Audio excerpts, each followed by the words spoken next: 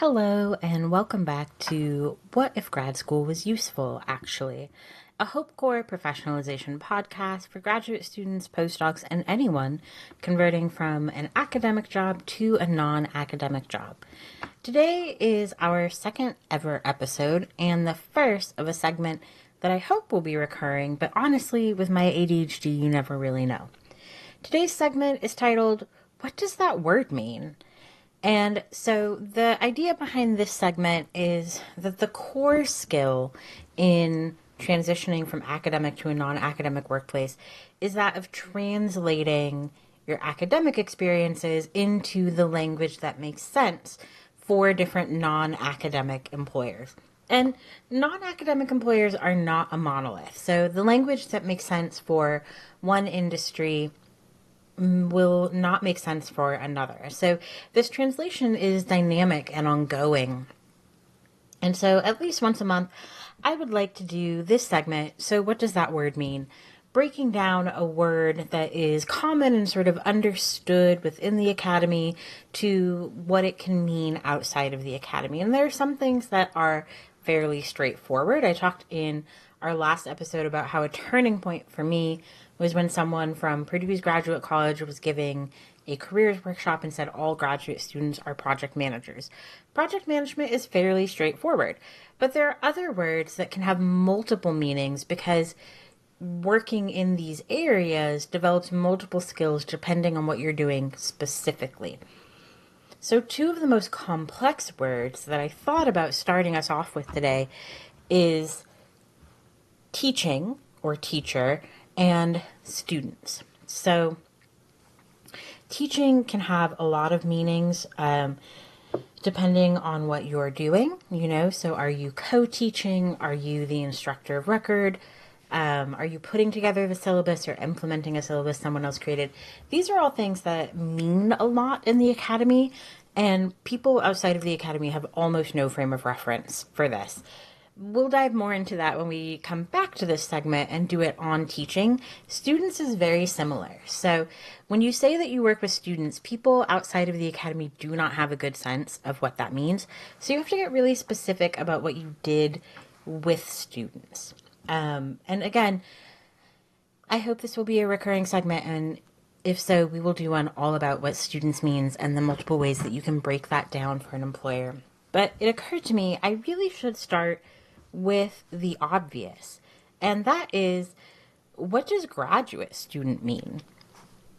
So you, if you're listening to this podcast, probably feel like you have a good understanding of what graduate student means, and you do, but there are two problems when it comes to what graduate student means when you are applying for jobs outside of the academy. The first is an external problem, and the first is the internal problem. So let's start with the external problem. It's a little bit more straightforward to deal with.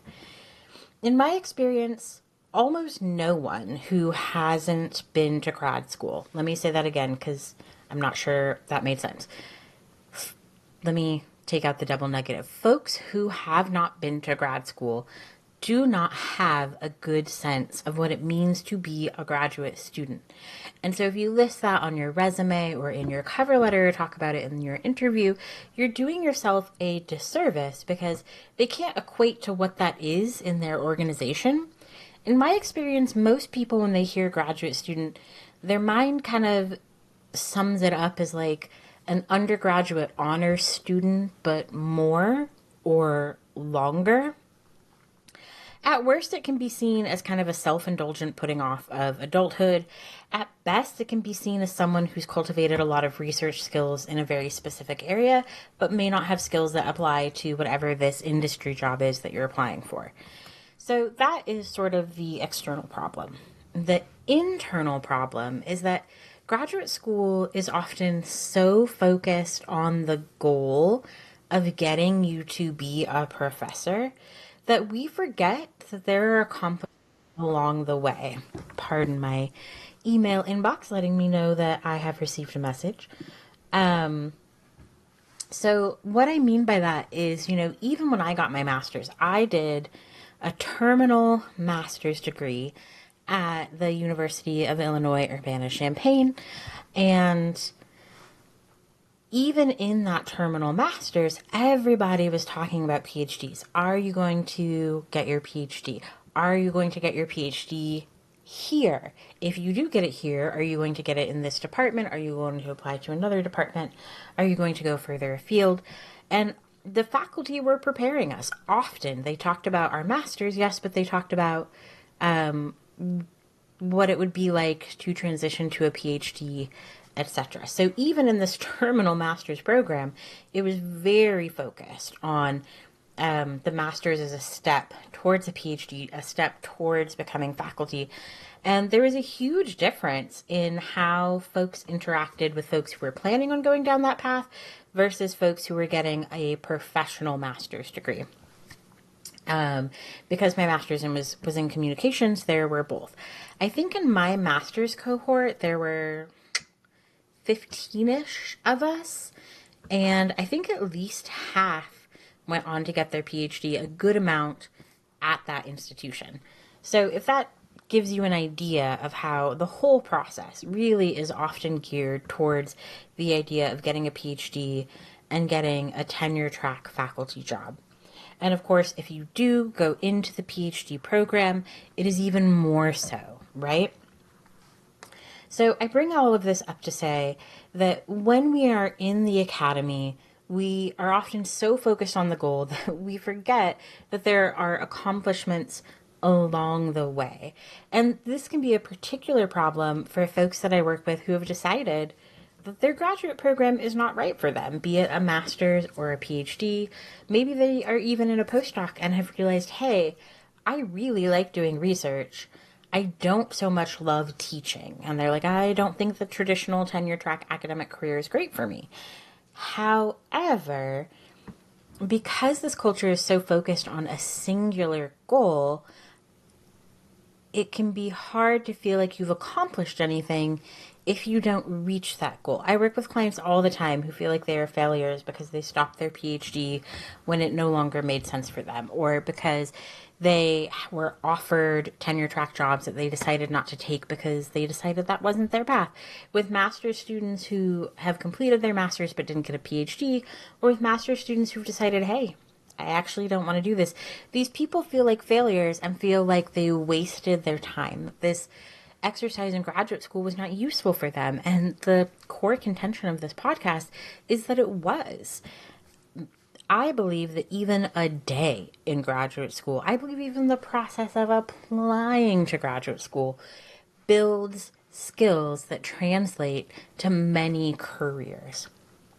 So I say all of this to say that title of graduate student, the internal problem, is we often see ourselves as people who do not know enough to have a real job, because the real job that we are so focused on is so incredibly specialized and relatively rare, if we're being honest.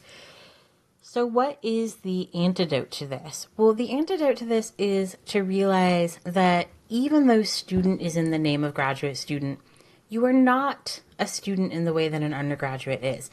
If you were in an industry position doing the exact same things, you would be a junior executive. You would be on the lower end of middle management. Because think about it. Often graduate students are in between undergrads, the new hires, and faculty, the upper management, right? You are sitting on committees, you are planning large events, sometimes national events, you are teaching people, you are doing all of these things that are associated with management. You're providing feedback. You are doing project management, of course, as we know. So you're doing all of these things that are not student things. They're junior executive things. They are new middle management things. And so, I work with a lot of folks who their instinct when they come out of, they've decided to go into industry, is to apply for a job that they're way overqualified for. And that is because they don't properly identify their skills. They have this internalized thing of, well, I am a student. I've never had any real work experience, as if being a graduate student is not really hard work, right? So we need to work on that internal thing. So when we say graduate student, if we go back to what this is all about, what does that word mean, graduate student? Well, of course, in the academy, it means that you are still a type of student. You are a student pursuing a graduate degree. But we need to remind ourselves that we are, for all intents and purposes, junior executives. We are people who have moved up through this institution, who have developed a lot of skills, who are working on important projects and making contributions to the institution and even the field, right? So if you have been a graduate student and you are looking at applying for an industry job, I would recommend that you don't apply for the entry-level job. You are beyond that. But you may apply for a junior executive position or an executive position, whatever you feel comfortable with, the thing that needs the skills that you have cultivated within graduate school. So that's what that word means. Graduate student in industry is most equivalent to a younger, a newer executive. So not senior management, not tippity top most of the time, but somewhere more in the middle or entry level management. So that's where you are. That is what that word means. Graduate student is equivalent to an executive or managerial role, although depending on how long you've been in graduate school, how many skills you've developed, how many projects you've led, etc., is going to determine kind of where you fall in that management role. So this is going to be kind of exemplified in our last episode of the month when we have our episode with our guests talking about their experiences. They illustrate this so beautifully. And we will continue to talk about this topic of how do you translate this for other people. So the important note here is, when you are converting your materials, you're putting together your resume, you don't necessarily want to say graduate student because that's a catch-all term that means something different to everyone and means almost nothing to the industry person reading your materials. You want to put what you actually did. Were you managing a research project? Maybe. Were you leading a class? And we're going to go into other ways to talk about that as the podcast goes on. But this episode is getting lengthy, and if I talk for 3 more minutes, will not fairly be called a mini episode, which is what it was supposed to be. So I'm going to leave you on that important cliffhanger. Come back and join us next week.